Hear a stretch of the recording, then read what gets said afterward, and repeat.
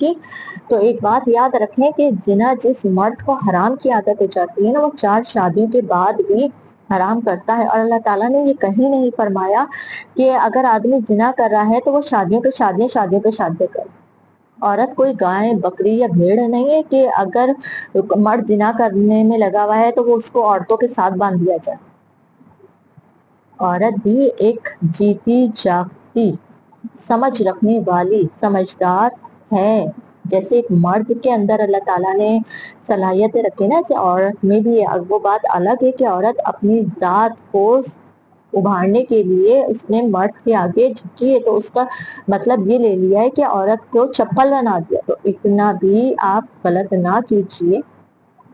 پہلے دین حاصل کیجیے، پہلے دین کو سمجھیے کہ عورت کے حقوق کیا ہے. اس بات کو سمجھیے کہ معاشرہ ایک 4 خاندان چلانا، 4 خاندانوں کی اولادوں کو کھلانا اور لا کر پھر ان کو اس طریقے سے شادی کر کے، جب مرد جلا پھکا آتا ہے نا کام پہ سے، وہ ایک عورت کو نہیں برداشت کرتا.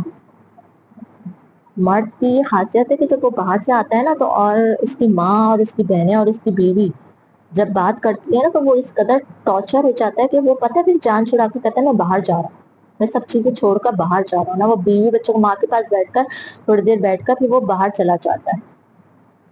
تو برداشت، استقامت، آزمائش عورت کی نہیں ہے، یہ آدمی کی ہے. عورت کو تو کہہ دیا گیا ہے آپ گھر سنبھالیے، اولاد کو سنبھالیے اور اپنے شوہر کی عزت دیے. اس کا جہاد کر دیا گیا، اس کو تو جہاد کا ثواب دے دیا گیا. یہ تو مرد کی بات ہے کہ مرد کو قدم قدم پر اس بات کو سمجھنا ہے.